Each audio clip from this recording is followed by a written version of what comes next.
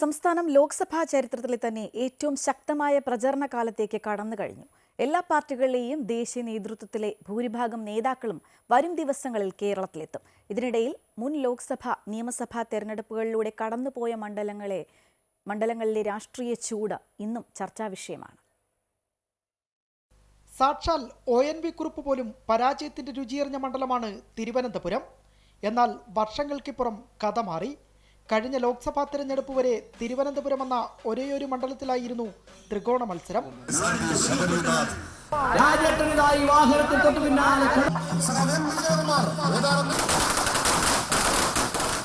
2014 രണ്ടാമതെത്തിയ BJP 2019 കൊടിപാറിക്കുമോ എന്നായിരുന്നു അന്നത്തെ ചോദ്യം.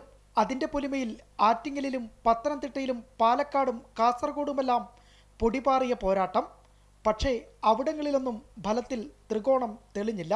നിയമസഭാ മണ്ഡലത്തിൽ മാത്രമാണ് BJP ഒന്നാമതെത്തിയത്. അതാകട്ടെ നിയമമായിരുന്നു.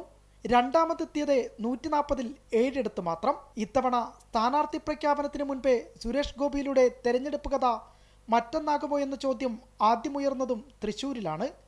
ഒപ്പം പത്മജ വേണുഗോപാലിന്റെ BJP പ്രവേശനവും കെ മുരളീധരന്റെ തൃശ്ശൂരിലെ സ്ഥാനാർത്ഥിത്വവും ഇടതുമുന്നണിയുടെ VS സുനിൽകുമാറിന്റെ വരവും ഒരുക്കുന്നത് പൊളിറ്റിക്കൽ സസ്പെൻസ് ആയേക്കാം. തിരുവനന്തപുരം കടന്ന് വയനാടും പിന്നിട്ട് കാസർഗോഡും വരെ പോയാൽ ഒരു കാര്യം തെളിഞ്ഞു വരും. ഇത്തവണ ഏതെങ്കിലും പാർട്ടിക്ക് അനുകൂലമായ സംസ്ഥാന തരംഗം കാണാനില്ല.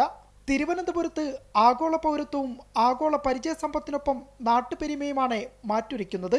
ആറ്റിങ്ങലിൽ ശിവഗിരിയിൽ നിന്നുള്ള മന്ത്രം 3 വശത്തു നിന്നും ഉയരുന്നുമുണ്ട്. ആലപ്പുഴയിൽ 2 വട്ടം ജയിച്ച ഖ്യാതി മാത്രമായല്ല KC വേണുഗോപാലിന്റെ വരവ്. അഖിലേന്ത്യാ കോൺഗ്രസിലെ രണ്ടാമന്റെ തലയെടുപ്പോടുകൂടിയാണ് വേണുഗോപാലിന്റെ വരവ്.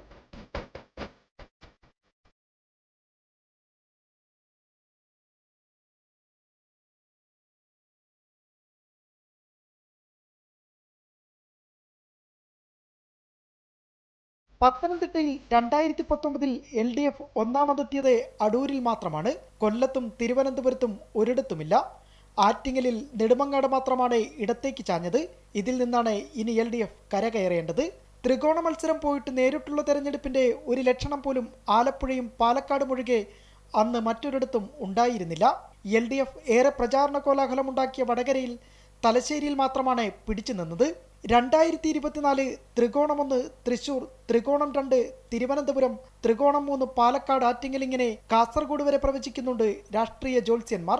ഇങ്ങനെയൊക്കെയാണെങ്കിലും കഴിഞ്ഞ 2 നിയമസഭാ തെരഞ്ഞെടുപ്പിലും 2019 ലോക്സഭാ തെരഞ്ഞെടുപ്പിലും കേരളത്തിൽ തരംഗമുണ്ടായിരുന്നു. നിയമസഭയിൽ 2 തവണ ഇടതുപക്ഷത്തേക്കും ലോക്സഭയിൽ ഐക്യപക്ഷത്തേക്കും വീശിയടിച്ച കാറ്റ് ഇത്തവണ കൊടുങ്കാറ്റായി മാറുമോ? അമൃത ന്യൂസ്, തിരുവനന്തപുരം.